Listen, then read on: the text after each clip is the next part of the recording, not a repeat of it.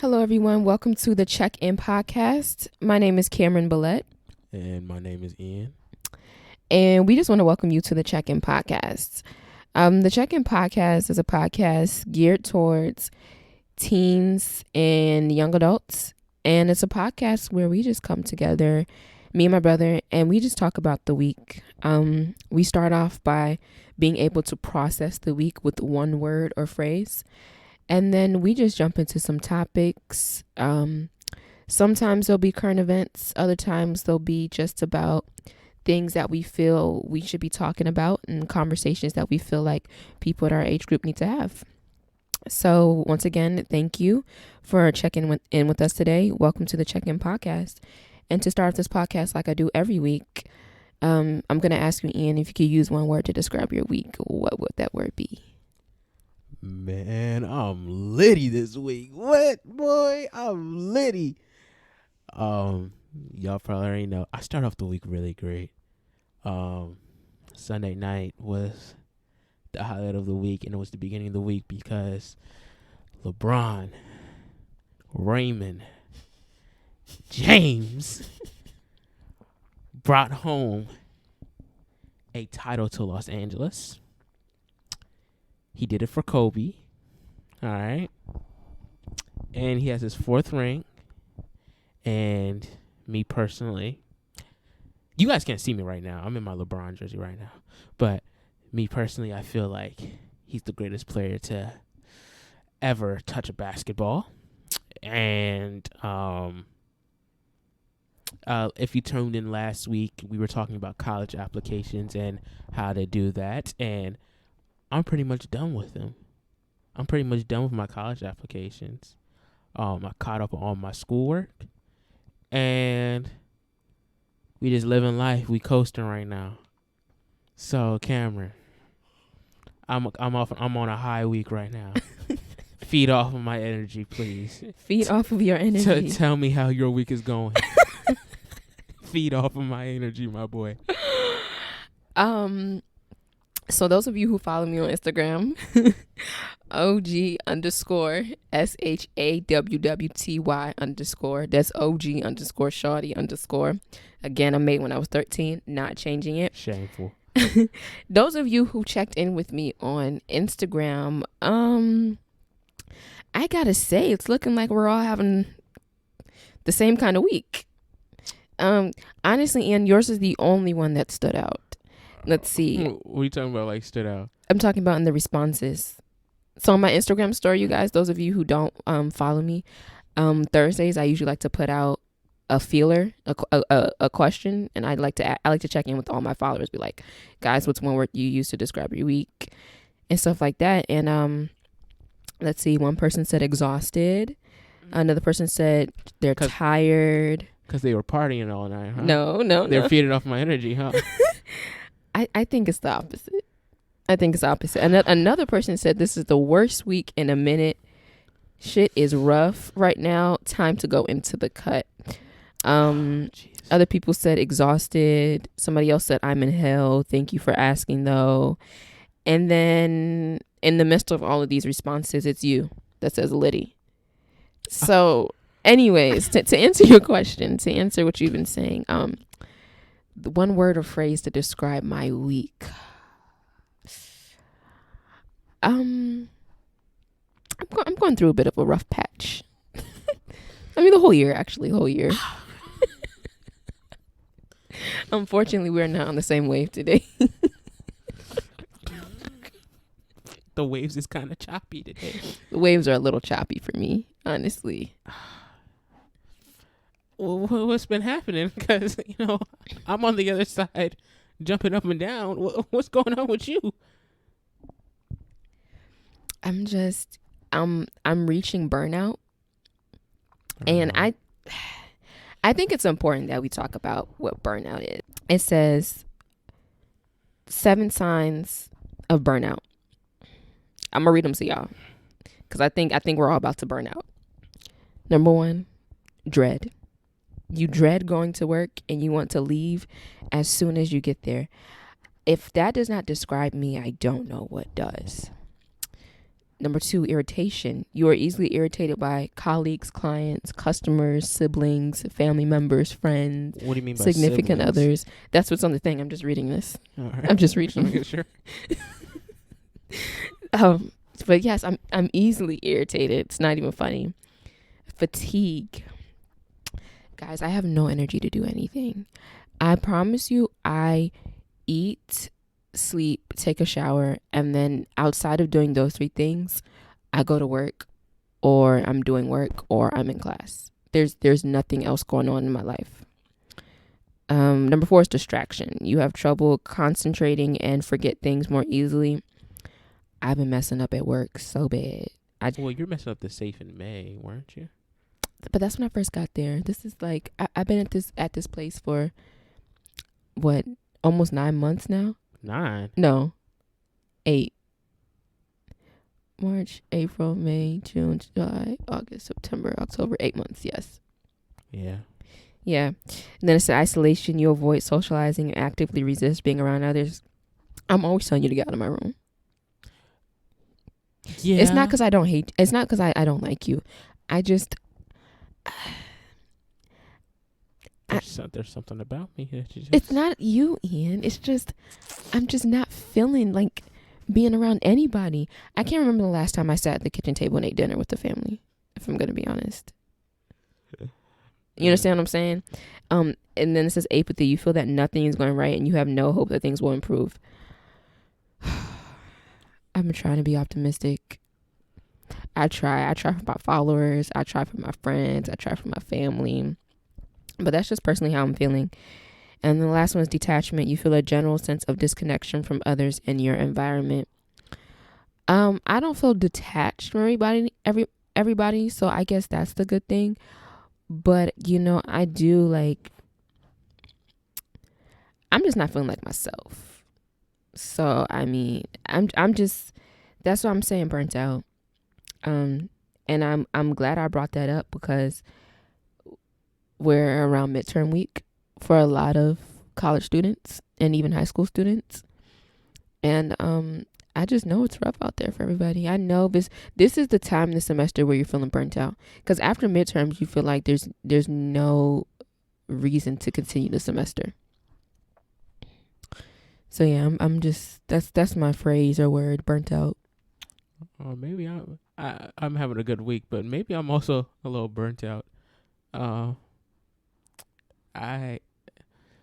mean, I love getting a new day and waking up, but when I gotta wake up and open up a laptop, that's very dreadful, and then go to work right after.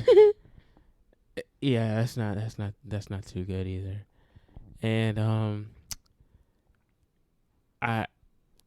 I was talking to Mom. I told you about this earlier. I think it was last week, but I can't focus.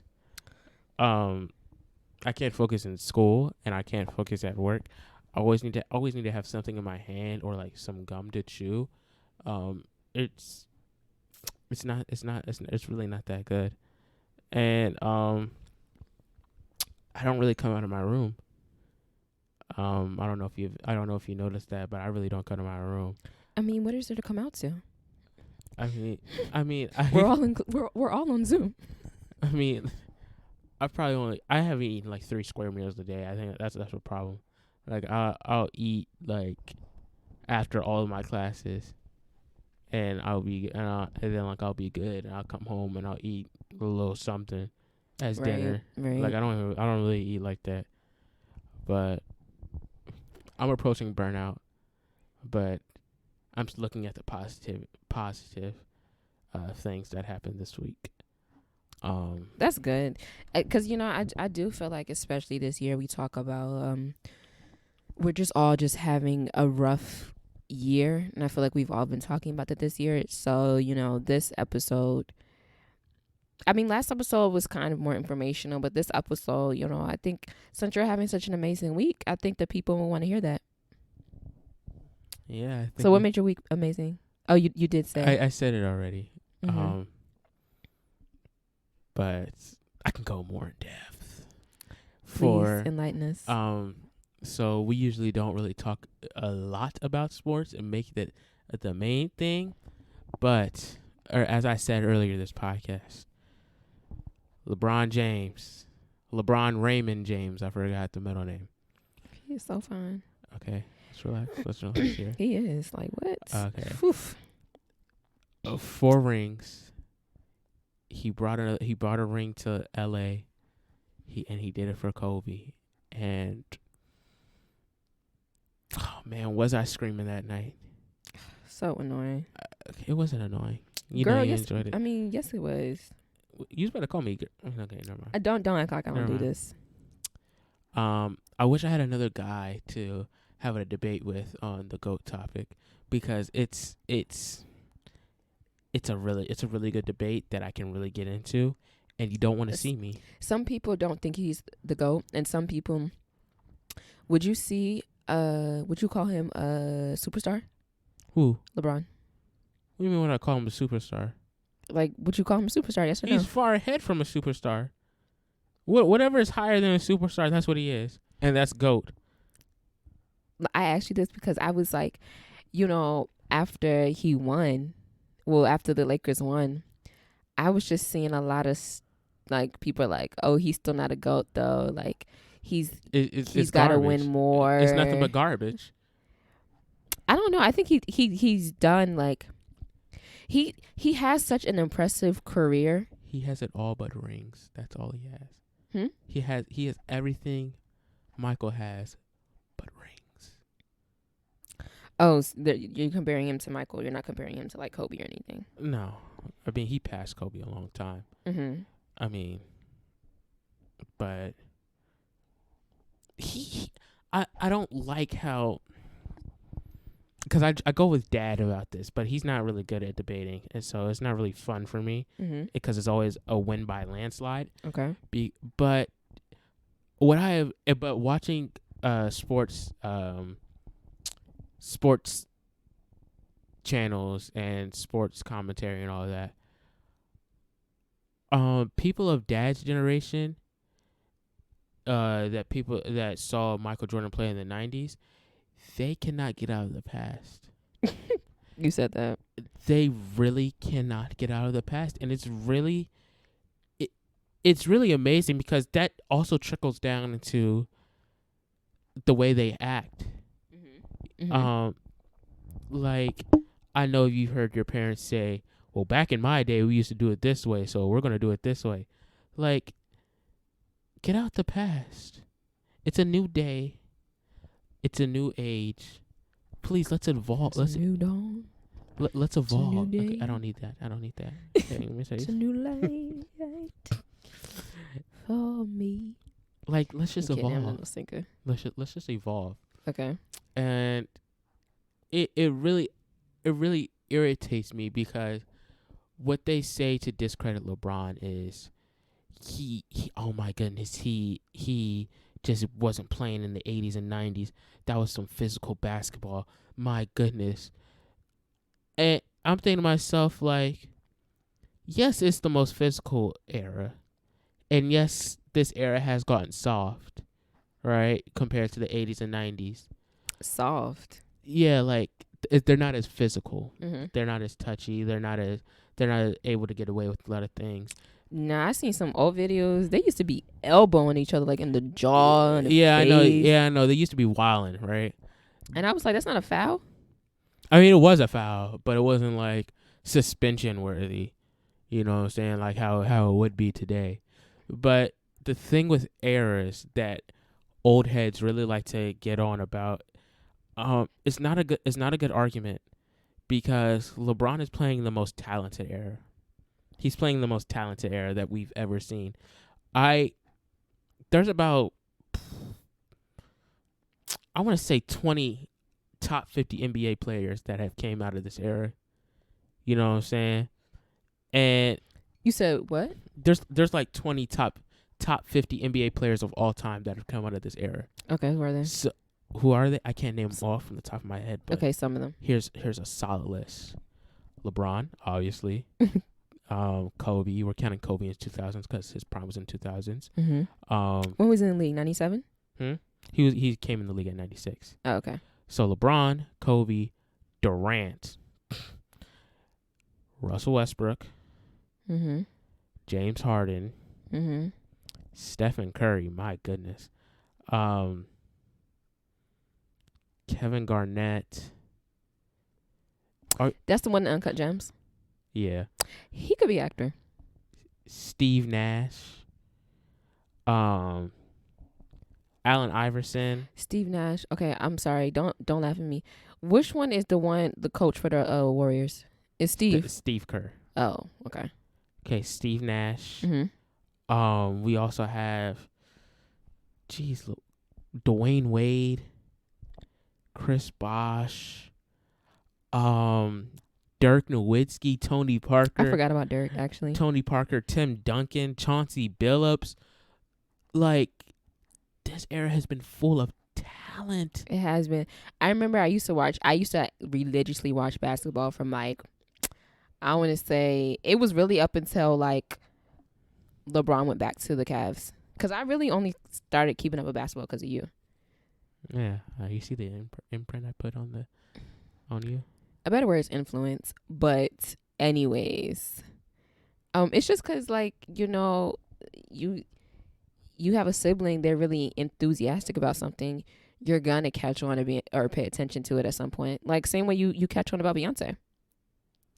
I catch on about Beyonce for different reasons, my guy. And you know that. But when I talk about, like, her musicality and I talk about, like, her greatness and her talent and all that, you be understanding what I'm saying. I understand it, but I don't really care. I watched Homecoming like 4 times this week. 4 times this week? I only watched it that one time, and I saw. The Lord have mercy. I had to. I'm having such a rough week. I need something to, like, ground me and just. And also, it's homecoming season, and I can't be on the yard with my fellow people. And get litty. I feel it. All you freshmen out there who this is your first year in college and you don't get to experience homecoming, believe me, I understand you. I'm hurting just as bad. Not only because I can't experience homecoming this year, but literally my freshman year, we had homecoming. We had Lil Baby, Gunna, A Boogie. Here's the thing. No. I'm going to stop you right there. Don't start. I'm going to stop you right there. Please. You guys treated Lil Baby like garbage. I don't care if it's raining. You know what I'm saying? I don't care if it was raining or it was a little chilly outside. You treated him like garbage. Y'all was not there. My problem with this judgment and this argument is the fact that, one, y'all were not there. Y'all weren't there. Y'all, I'm trying to tell y'all, it was like, first of all, let me tell you what blew me about homecoming. The first thing that blew me about homecoming was the fact that it was like 60s, 70s all week, Monday through Thursday, beautiful outside. Friday comes around, 54 degrees, is raining. No sun out. Lil Baby and Gunna late. A Boogie late. Everybody late. It's freezing outside. I didn't even have no good fit on. I had a whole turtleneck on. I was cold, who's bro. That fault? Whose fault is that? I'm just saying, anybody who knows me knows I'm not going to be cold. Anybody who knows me knows that I'm going to be warm above all else. Still sounds like a personal problem to me. Anyways, back to homecoming.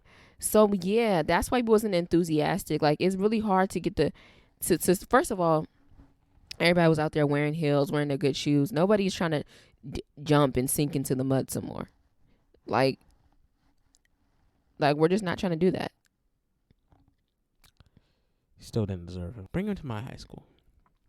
Okay. Wait, which how many people y'all got in that entire high school? 140 kids? 140 we kids? 236 or 240. That's around not there. a concert. You know what that is? But anyways, we're going to treat him right. That's sound check. We're going to treat him. That's what a sound check Okay, is. you're joning. I'm just saying, You're like, joning. you talking about something, bring him over there. Like, what are y'all going to do?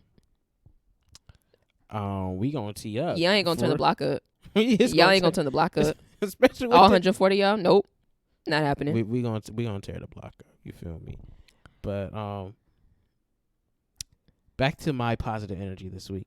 And speaking of school, I got my cap and gown. Oh, it's making me sad. I got my cap and gown, everybody. You're really growing up. I will be turning that tassel to the left. Oh, my baby's graduating. I will be turning that Tesla to the left, guys, very soon. Um, I'm about to cry. 4 years went by fast. I told you it would. High school honestly was like the fastest 4 years of my life. College would go by faster if this just wasn't such a. If somebody were to tell me that I was going to be doing college during a pandemic, I'm not even gonna cap. I wouldn't even be able to grasp it. I'd be like, so what's a pandemic? No cap. No cap. I'm not even joking. When we first started talking about this not foolishness. When we first started talking about this disaster in February, I didn't even know. I'm gonna be 100% honest. I didn't know the difference between a pandemic, an epidemic, none of that. So the fact that I couldn't imagine going to college in this, and you're doing your senior year in this. I mean, kudos to you. I'm proud of you, for real. Because I'm proud of class of 2021 in general. Yes, sir, Preschool, definitely. kindergarten, middle school, high school, college, PhD, dental school, MD, business school, whatever. Class of 2021, I'm proud of you guys, for real. You know what I'm saying?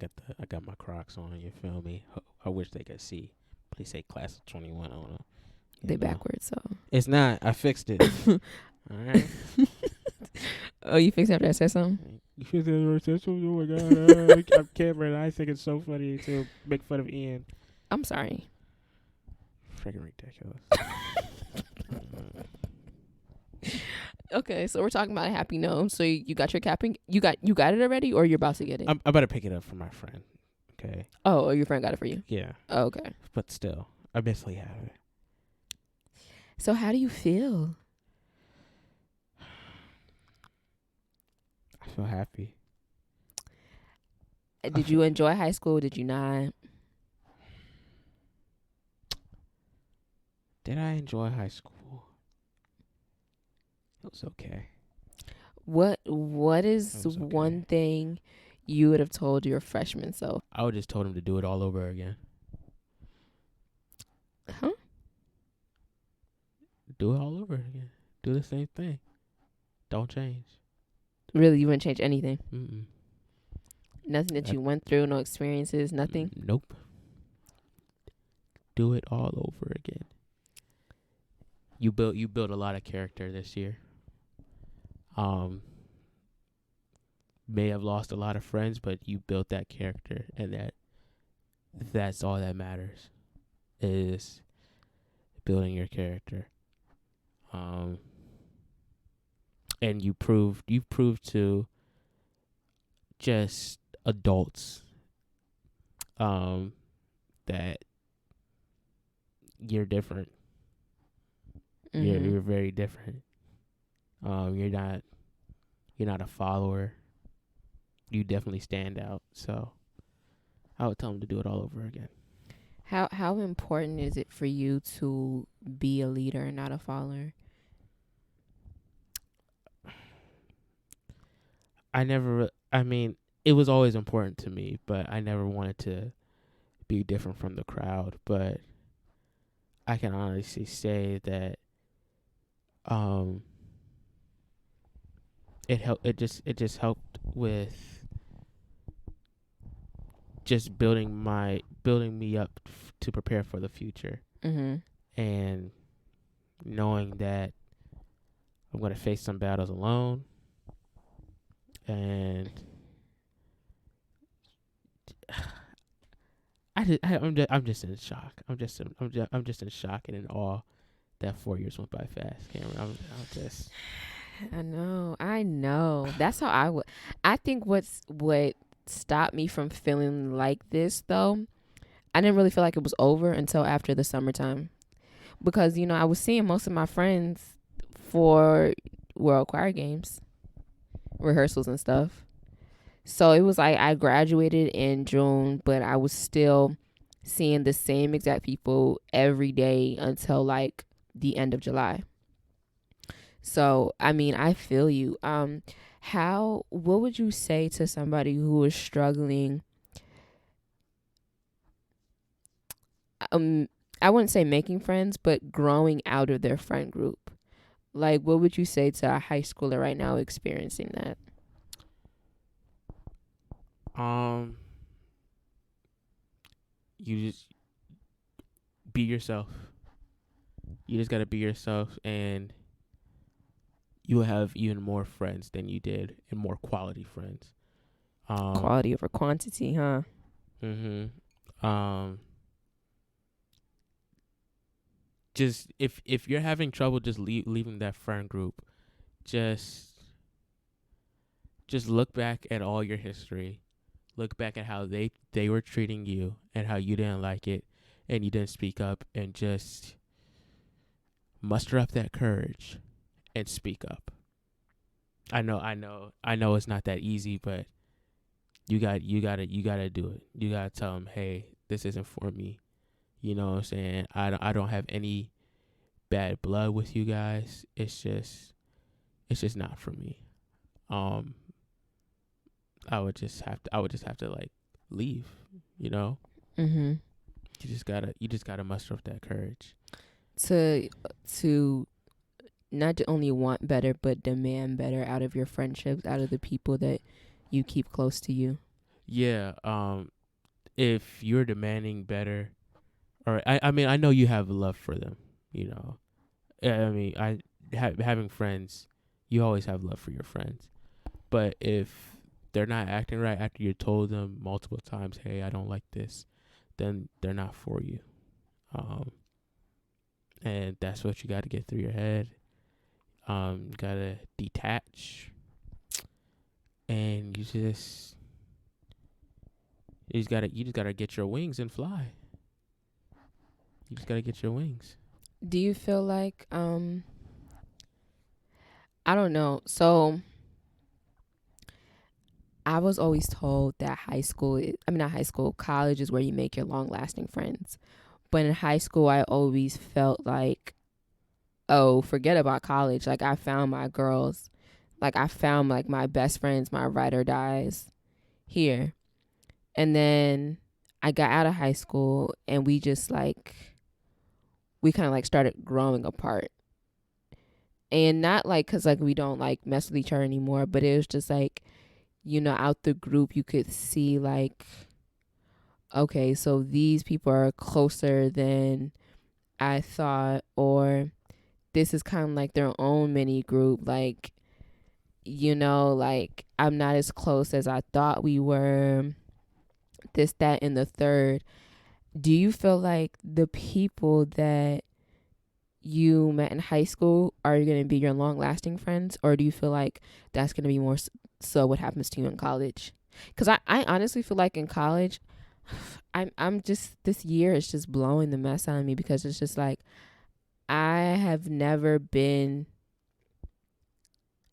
so I'm just so close to the friends I made in college, just in a different way, and just being apart from them right now is just so hard. Do you feel like the friends that you made in high school are the longest lasting friends you'll have, or do you feel like that's gonna come in college, or you just don't know? Mm.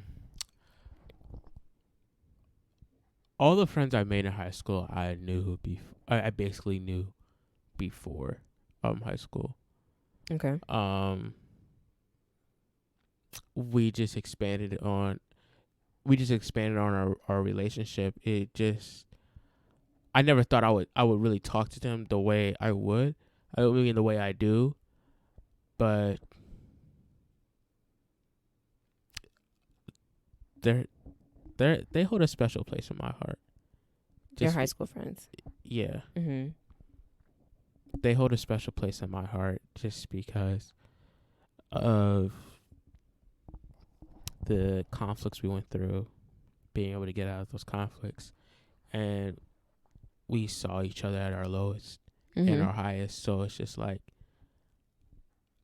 we're so emotionally connected right now. Yeah, I definitely feel like in see, the thing about friendships in high school is that those 4 years in high school, your body's going through so many changes. It's not even funny. Your body, you're literally not yourself. You're still going through it, so you can't see it. But once it's honestly like this this relief once your body is done playing with your hormones after you like exit teenage years. Cause I know when that's like you're going through so many things at one time, right? Your body is going through so many things, your emotions, you're physically going through things, you're being challenged in a bunch of different areas in your life. You're navigating like, childhood and then getting ready to enter adulthood and teeter tottering between like different levels of responsibility and making decisions and deciding what decisions you're going to make for yourself and stuff like that. So I definitely can see how like your high school friendship is probably like the most solid friendship and like the closest friendships that you have in high school. But baby, college, whew, that's different. That's different.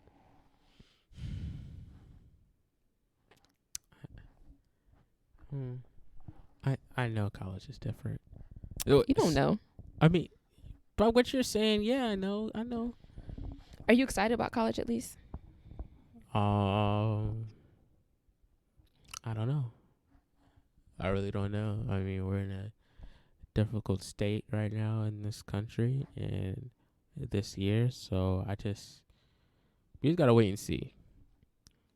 So you wouldn't say that you're excited right now? Yeah, nah. I'm excited. I'm excited to graduate and officially leave, but I don't know if I'm excited to start college. That's me. That's just me. I feel that.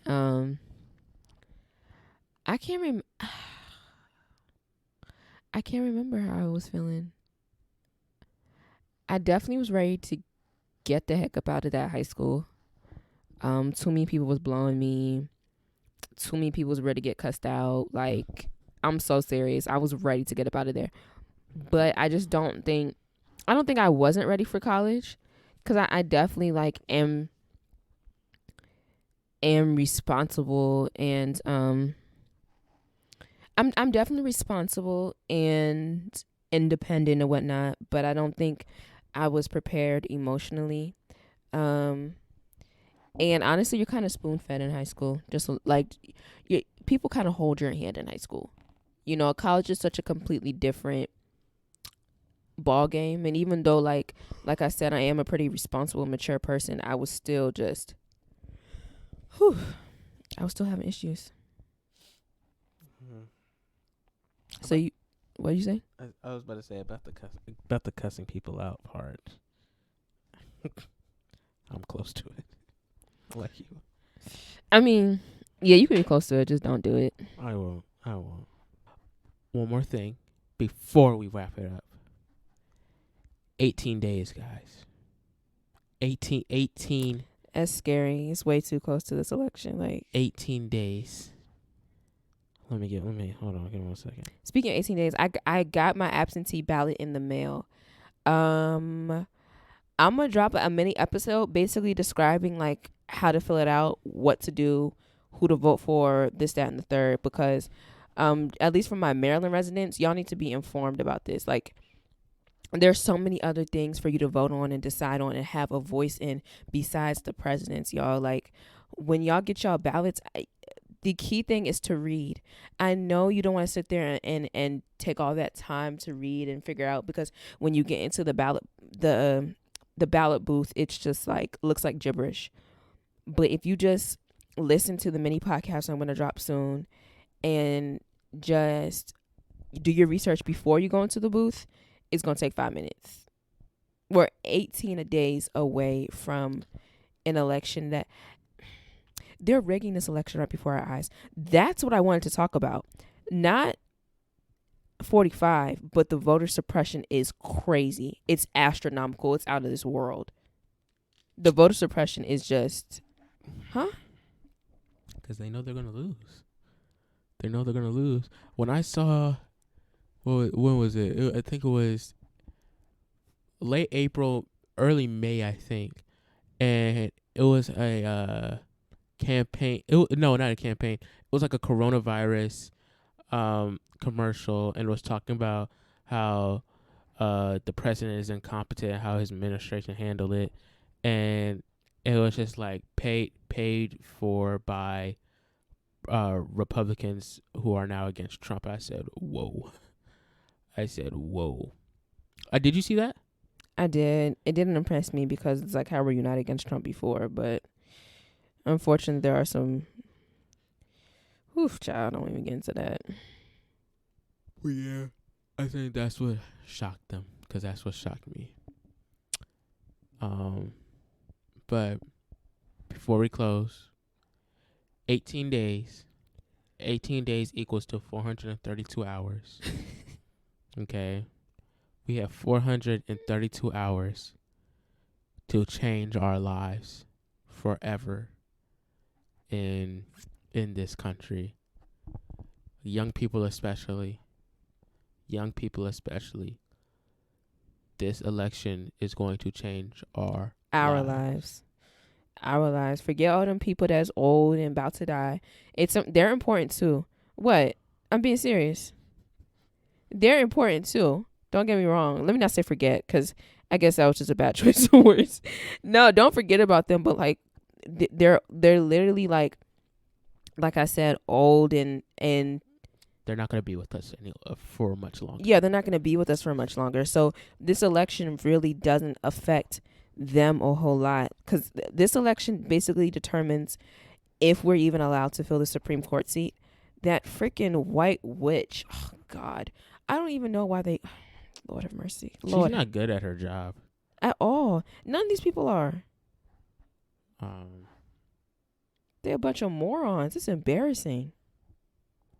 But yeah. 18 days. 432 hours. To vote blue. Vote blue hard. Okay? Get this man out of office, guys. Y'all, we have to. Like, they're rigging this election before our eyes. The thing is, black people, we always show up and we always show out. And I know we hate hearing, hey, show up and show out. Undo the system that you did not create, but it's actively harming you. I know that's not something we want to hear. But the thing is, we can't just rely on everybody else to show up and show out. Like, I know we're exhausted. I know we're tired. I know we get the bad end of the stick all the time. I know this. But we still have to show up and show out at the polls. They're trying to rig this election. They're trying to defeat us. They're trying to break our spirits. They're trying to steal this election from us. They're trying to rig this election in front of our faces. They're trying to lie. They're trying to get away with stealing the presidency again. Again, let's not forget he stole the presidency the first time. They're trying to get away with stealing the presidency again. I mean, we're one vote away just from falling into a dictatorship. A dictatorship. If he wins this election again, there's absolutely no way he will not try to win the next one. He's not good for you. He's not good for me. He's not good for our nation. He's not good for our world. He's not. You have to see this. It doesn't matter what policies he's quote unquote pushed or he says he's pushing. He's a rapist. He's a pedophile, and he's a racist. That is enough. That is enough. Just because everybody's just been having such a rough week. I had made like a little playlist for homecoming and inspired by homecoming and homecoming teens, since it is homecoming season at my fellow HBCUs. But this week has just been a trying week. I've been searching for the Sabbath since Tuesday. So I think in the comments I'm gonna leave y'all with the gospel playlist. Something to encourage y'all, something to lead y'all into the Sabbath. Yeah, so we're exiting out. It's 1:45 a.m. I'm feeling terrible for torturing myself like this. I'm so exhausted, you guys. But I knew I wasn't gonna be able to get up in the morning. Thank you to my amazing co-host for sticking with me, his crazy sister. Again, gospel playlist in the description box. Let's continue to lead with light and lead with love. I will see y'all again we'll hear from y'all again next week. This is Cameron and Ian from the Check-In Podcast. Checking out. Go vote.